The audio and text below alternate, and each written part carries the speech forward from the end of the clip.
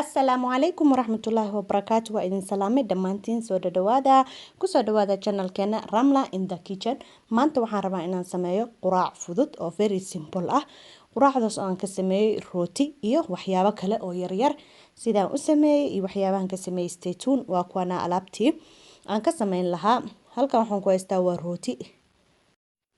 Toon aan soo xoqay, kabsar aan soo jarjaray. Halkan hadda waxaan ku shubayaa butter 2 qaata ah. Butter ayaan isticmaalayaa 2 qaado waaye.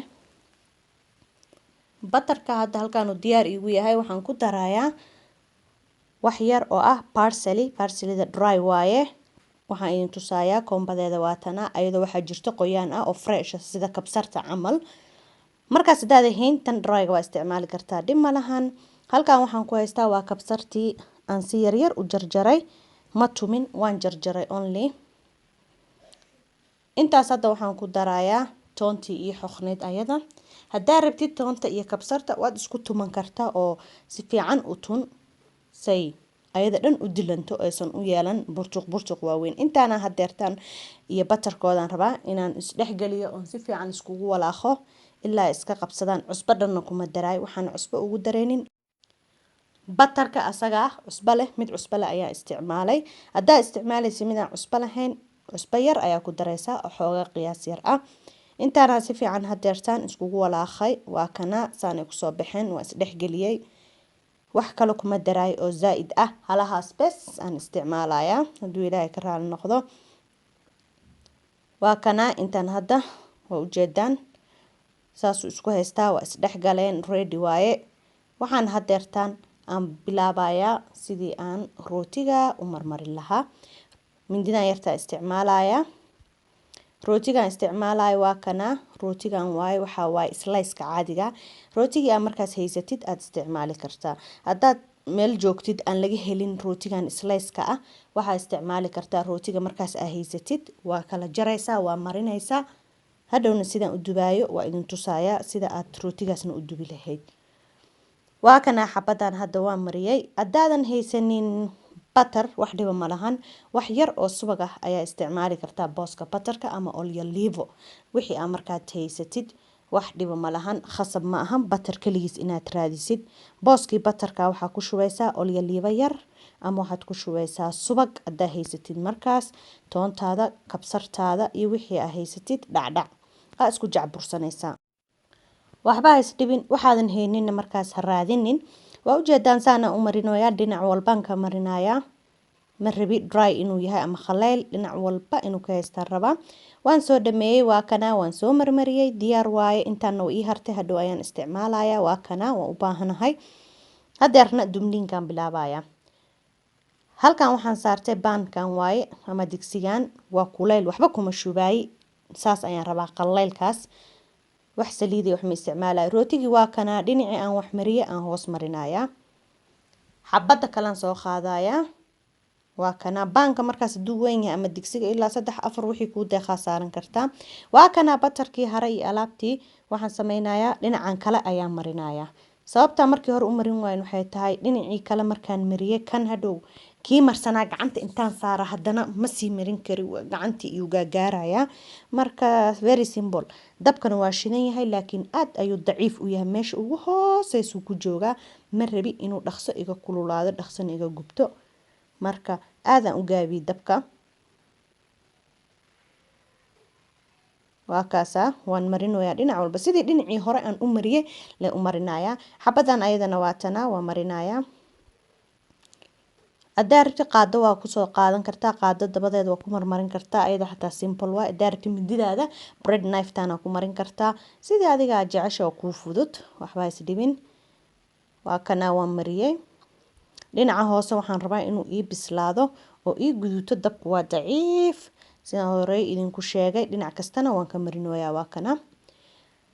Xoogaan u daaya hadda dhinacii hoose waa bislaaday waan rogayaa marka waa ujeedaan guduudkaas quruxda badan uu ku soo baxay. Dhinacii kale oo hadda aan marinayna u rogay haddana aan hoos mariyay.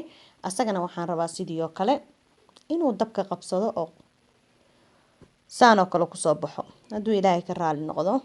Wax yar ayaan u deynayaa kalarkaana rabaa inuu yeesho.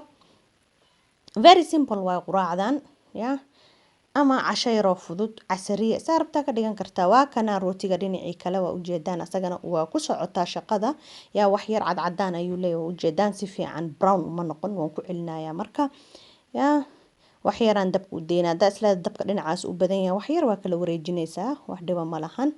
Muhiimadda waxaa waaye dhinac walba inuu dabka ka helo.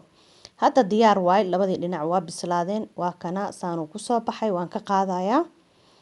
Dab badan uma baahna dab daciif dab yariis waa kana xabadii kale asagana sidoo kale xabadii kale 4 xabaa mariya ma ahayno waa kaas adiga inta rabtid oo markaas familkaaga ama dadka markaa u sameynaysid ay kugu xiran tahay.